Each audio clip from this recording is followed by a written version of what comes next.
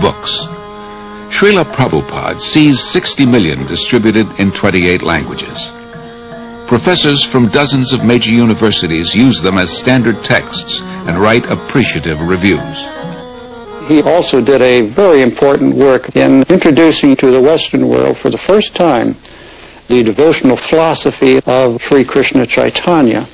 Not only did he introduce these texts, but he introduced them in a way that was quite different from the other translations that had been made. I had read so many different translations, for example, of the Bhagavad Gita, which had all been interpreted from the impersonalist type of philosophy of the Advaita school. And here, you might say, for the first time was a truly devotional translation, a spiritual translation of the text, which I felt really came much closer to the true meaning and the purpose of the Bhagavad Gita. Established in 1972, the Bhaktivedanta Book Trust exclusively publishes Srila Prabhupada's works. It becomes the world's largest distributor of books in the field of Indian religion and philosophy. For Srila Prabhupada, the transcendental knowledge in these books forms the basis of the Hare Krishna movement, a movement prophesied to grow for the next 10,000 years. In 1977, despite his failing health, Srila Prabhupada continues traveling and teaching.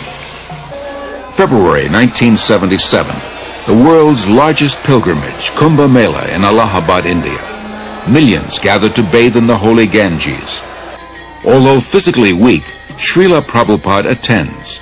His disciples perform kirtan and distribute books and Back to Godhead magazines. Practically from the very beginning, Srila Prabhupada gave us notice that he would not always be with us.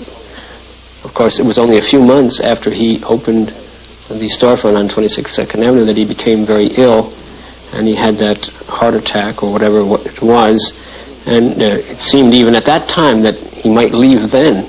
And he warned us. He said, I am an old man. I may leave at any moment. The notice is already given. 70 that has already passed.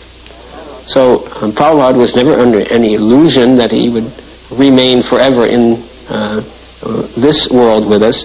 But he said, my instruction will remain. And he trained us from the very beginning to follow his instruction and to use our individuality to execute his instruction for the glorification of Krishna. Although his illness steadily worsens, Srila Prabhupada speaks nightly at a program in Bombay. In May, he journeys to Rishikesh at the foot of the Himalayas to try to regain his health. There he continues to instruct his intimate disciples. Then in October, Srila Prabhupada returns to his old home Vrindavan to spend his final days.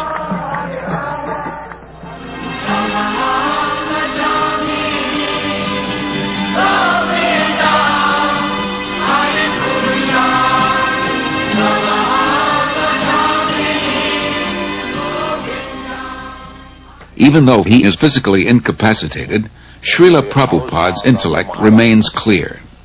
He continues dictating translations and comments on his life's work, Srimad Bhagavatam, until days before he departs from this world. Everything is active, moving by the supreme desire of Krishna. This consciousness is Krishna consciousness. November 14th, 1977, His Divine Grace A.C. Bhaktivedanta Swami Prabhupada passes on.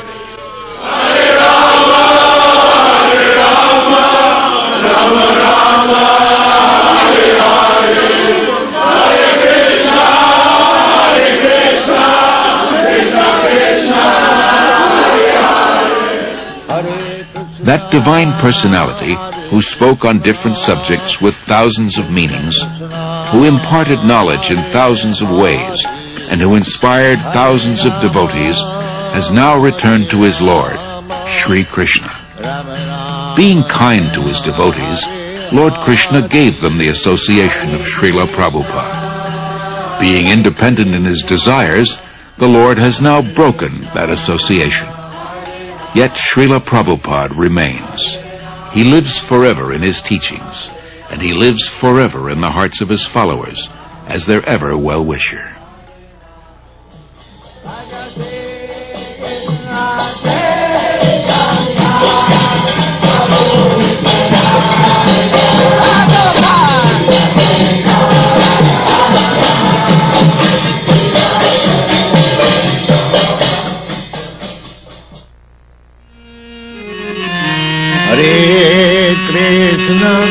Hare Krishna, Krishna Krishna, Hare Hare, Hare Krishna, Hare Krishna, Krishna Krishna, Hare Hare, Hare Rama, Hare